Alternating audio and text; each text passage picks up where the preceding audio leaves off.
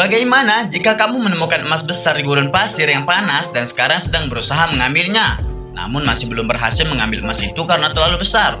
Inilah film Gold.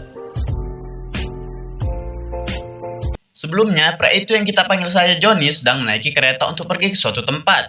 Johnny orang miskin yang tidak suka dengan keramaian. Ia lebih suka pergi sendirian daripada kumpul bersama keluarganya. Selama merenung, Johnny turun dari kereta karena jalur yang akan ia tempuh selanjutnya berbeda. Karena ia akan pergi ke arah timur. Ia pergi bersama satu laki-laki yang bekerja sebagai sopir travel khusus untuk melewati gurun pasir. Di dalam mobil, sopir itu kita panggil saja dengan nama Bedul. Bedul menerangkan semua biaya yang keberangkatan mereka. Biaya perjalanan $200, untuk bensin $100, serta air minum $20. Hal itu membuat Johnny terkejut. Ia mengira jika $200 adalah total biaya di semua perjalanan. Namun Bedul mengatakan jika keberatan mereka akan putar balik sekarang juga. Johnny pun terdiam lalu mengatakan tidak masalah. Ia hanya berpikir jika biaya perjalanan sebelumnya $200. Pada malam harinya mereka menyalakan api untuk memberi cahaya. Saat itu Johnny mengatakan tujuannya ke sana kepada Bedul. Namun Bedul sepertinya mengetahui jika berita yang Johnny dapatkan hanya sebatas trik marketing saja supaya orang seperti Johnny ini akan datang ke sana. Bedul mengatakan mungkin tempat asalmu buruk tetapi tempat tujuanmu kali ini tidak akan lebih baik.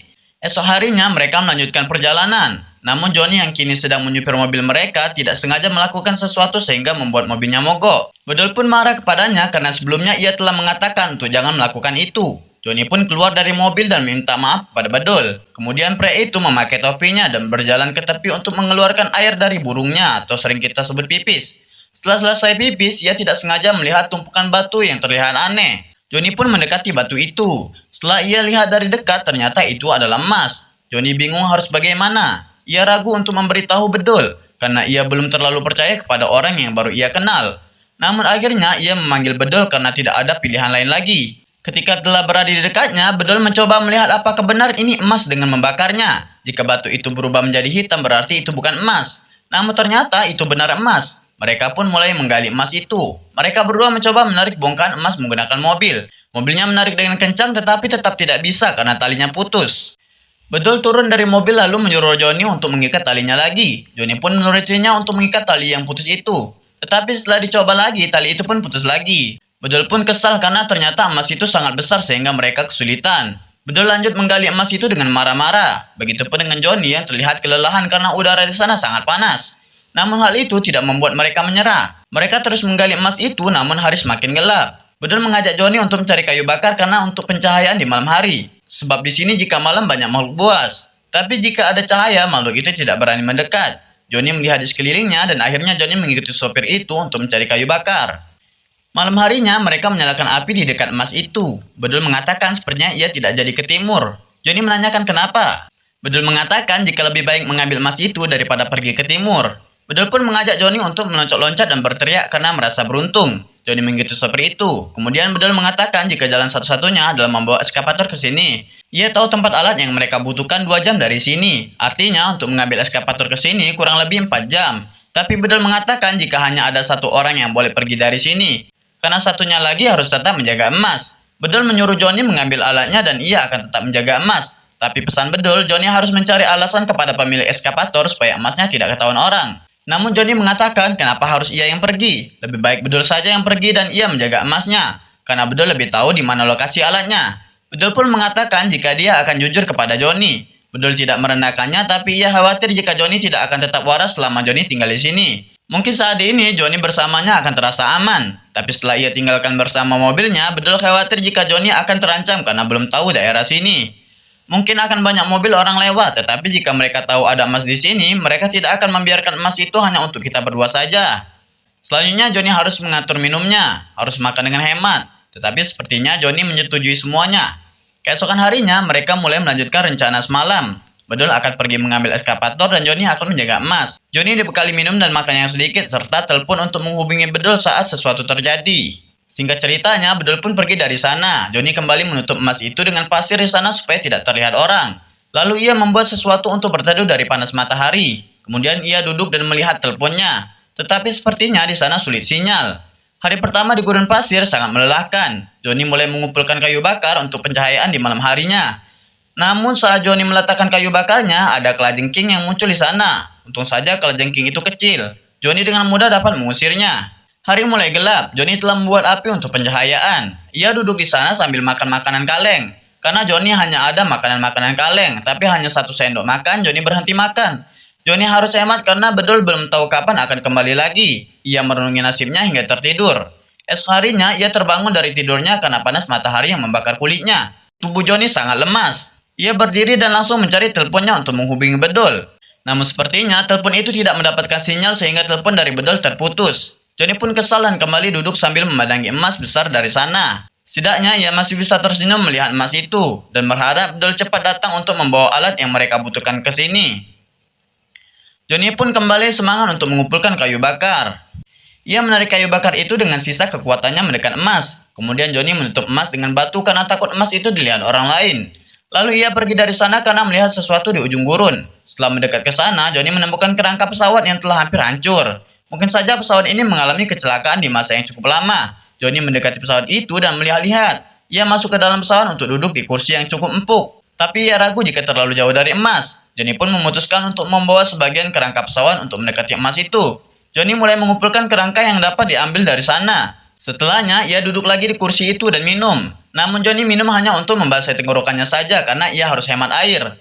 Kerangka pesawat itu ia bentuk menjadi tempat berteduh. Setidaknya Johnny dapat memandangi emas dari kejauhan. Johnny pun tertidur tetapi kemudian ia terbangun karena matahari membuatnya merasa silau.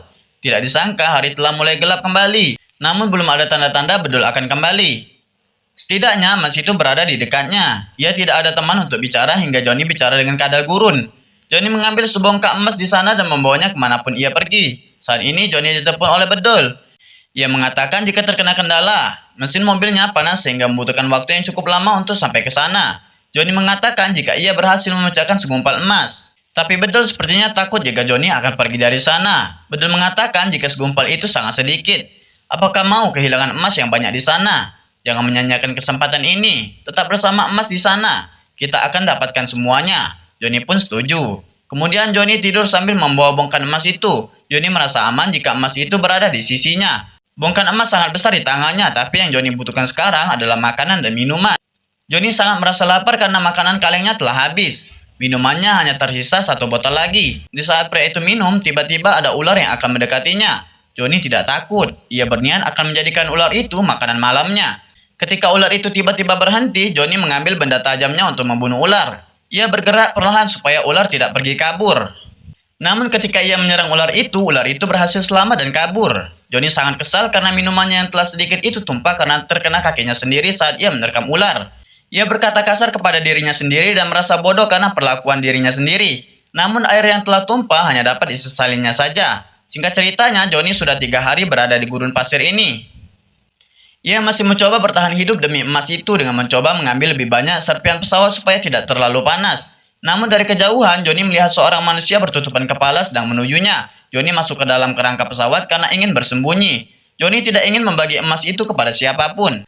Namun ternyata itu adalah seorang wanita. Wanita itu telah mengetahui dirinya dari kejauhan. Wanita itu sangat nyenyes. Ia menanyakan semuanya kepada Johnny. Sedangkan Johnny terus berbohong untuk menutupi kebenarannya. Johnny takut jika wanita akan mengambil emasnya. Kemudian wanita menawarkan makanan dan minuman. Namun Johnny takut kalau emasnya akan diambil. Ia menolaknya dengan nada bicara keras. Wanita itu bertambah nyenyes. Ia menanyakan dari mana Johnny berasal, dengan siapa dia di sini. Sehingga Johnny semakin tidak suka dengan kedatangan wanita itu. Johnny mengatakan jika ia di sini karena nyaman saja, banyak tempat berteduh. Tapi wanita sama sekali tidak percaya, karena di arah timur sana ada sumber mata air, sehingga tidak mungkin Johnny memilih tempat tandus ini. Wanita itu masih saja banyak tanya kepadanya, namun karena Johnny selalu saja berbohong, akhirnya wanita itu ingin pergi ke sumber asap di sana. Sumber asap itu adalah tempat emas berada, sehingga Johnny mengejar wanita itu dan menyuruhnya untuk mengambil saja kerangka pesawat itu dan segera pergi dari sisinya. Namun ternyata wanita itu tidak mendengarkan perkataan Johnny. Wanita itu benar-benar banyak bicara, ia sangat nyenyes. Mulutnya tidak berhenti bertanya, sehingga Johnny kesal dan sekali lagi menyuruhnya untuk pergi dari sini. Wanita itu pun mengatakan jika Johnny saat ini pasti sakit kepala. Semua itu karena suhu panas dan dehidrasi kurang minum. Jika terlalu lama seperti ini, Johnny akan mengalami kerusakan otak yang diawali dengan halusinasi. Di saat Johnny sedang mengalami rasa pusing, wanita itu justru langsung mengacak-acak tempat yang Johnny buat. Mungkin wanita ini merasa terkesan kepada tempat itu, tetapi tidak sengaja telah membuat Johnny bertambah kesal. Wanita itu terus saja merepet. Johnny dituduh mencuri, mengambil sesuatu yang bukan miliknya. Repetan itu bikin Johnny sangat pusing. Johnny sangat emosi, tapi wanita itu terus saja merepet. Akhirnya Johnny pun memukul kepala wanita itu hingga terguling karena kesabarannya telah habis. Tetapi setelahnya Johnny sangat menyesal. Ternyata pukulannya membuat wanita itu mati. Johnny tidak menyangka jika sekarang ia telah menjadi pembunuh. Namun semuanya telah terjadi. Johnny pun dengan cepat menggali lubang untuk mengubur mayat wanita itu. Johnny memakan makanan wanita itu dan meminum minumannya. Johnny dengan cepat menguburnya karena ia takut mayat wanita itu ditemukan orang di sana. Wajahnya yang telah terbakar akibat cahaya matahari itu menghadap pada kuburan yang sekarang tengah digali oleh hewan liar. Johnny marah dan segera mengambil mayat itu untuk dibawa ke tempat lain. Ketika malam tiba, Johnny membakar mayat itu. Johnny merenungi nasibnya sampai ia tertidur. Esok paginya, ia terbangun oleh udara yang terlalu panas di sana. Lalu kemudian Bedul menelponnya. Bedul menanyakan apakah pria itu masih dengan emasnya. Johnny sangat kesal kepada Bedul. Ia menanyakan Bedul sudah di mana. Namun Bedul mengatakan jika ia telah mendapatkan ekskavatornya. Tetapi membawa alat itu membutuhkan waktu yang cukup lama lagi. Johnny terdiam menahan kesal dan tangisnya. Bedul benar-benar tidak tahu jika ia sudah hampir mati dan gila berada di sini. Bedul memberikan harapan lagi. Ia mengatakan jika ia akan berusaha untuk secepat mungkin ke sana, tapi tetap membutuhkan banyak waktu lagi. Bedul mengatakan jika ia sudah punya telepon sekarang, jika Johnny membutuhkan sesuatu, ia bisa menghubunginya kapan saja. Yang ia lakukan tetap kuat dengan emas itu. Bedul terus saja mencoba menenangkan dengan mengatakan jika Johnny akan baik-baik saja. Di tengah obrolan itu ada mobil yang lewat. Johnny berpikir untuk meminta bantuan. Tetapi saat melihat emas itu, ia bersembunyi lagi. Johnny benar-benar tamak. Ia takut jika emasnya diambil orang lain. Meski kondisinya sekarang sudah hampir mati. Di saat Johnny mengumpulkan kayu bakar, tiba-tiba angin di sana sangat kencang. Sepertinya akan ada badai pasir. Johnny langsung pergi berlindung untuk menyelamatkan diri, tetapi sepertinya badai itu terlalu besar sehingga tempat ia berlindung diterbangkan angin. Setelah badai itu telah selesai, Johnny ternyata masih hidup meski keadaannya bertambah menyedihkan. Pria itu tertimbun oleh pasir dan seperti terkena potongan kayu yang menusuk dadanya. Johnny tertimbun oleh pasir dan seperti terkena potongan kayu tajam yang menancap di perutnya. Namun Johnny tidak memperdulikan dirinya lagi. Ia berjalan merangkak untuk mencari tempat emas itu berada. Dalam pikirannya hanya ada emas. Johnny memegang emasnya saat telah ditemukan. Ia merasa aman saat berguling di dekat emasnya. Johnny menarik kayu tajam yang tertancap pada perutnya itu. Perutnya terus mengeluarkan cairan merah. Kemudian Johnny membalut perutnya menggunakan kain. Lalu Johnny menghidupkan api untuk memanaskan tutup makanan kaleng. Lalu tutup yang telah panas itu ia tempelkan perlahan pada perutnya. Johnny meringis kesakitan, tapi hal itu harus Johnny lakukan untuk membuat cairan warna merah untuk berhenti. Setelah itu Johnny menaburkan banyak debu ke wajah dan lehernya. Ia berharap hal itu akan mengurangi rasa hausnya. Karena sudah 2 hari Johnny tidak minum akibat minumannya tumpah. Wajah Johnny sudah sangat menyeramkan. Ia sudah tidak mandi selama 4 hari.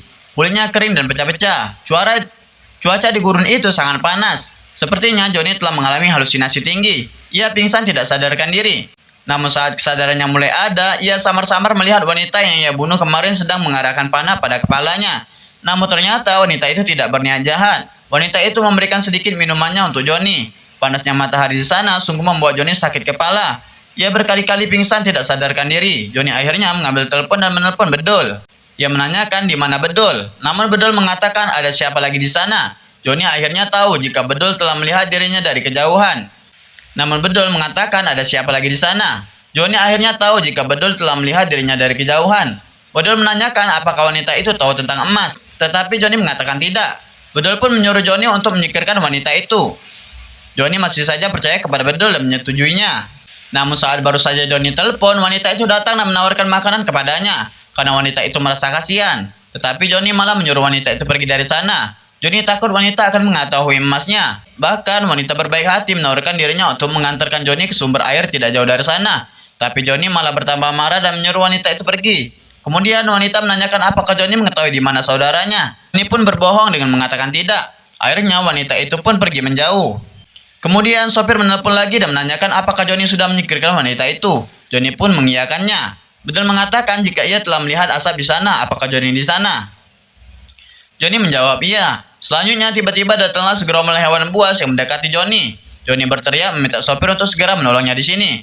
Karena ia tengah diserang oleh hewan-hewan buas di sana. Namun sepertinya Bedul sengaja membiarkan Johnny mati karena hal itu membuat dirinya bisa mendapatkan semua emasnya. Johnny pun mengatakan kepada sopir itu jika ia telah melakukan tugasnya untuk menjaga emas itu.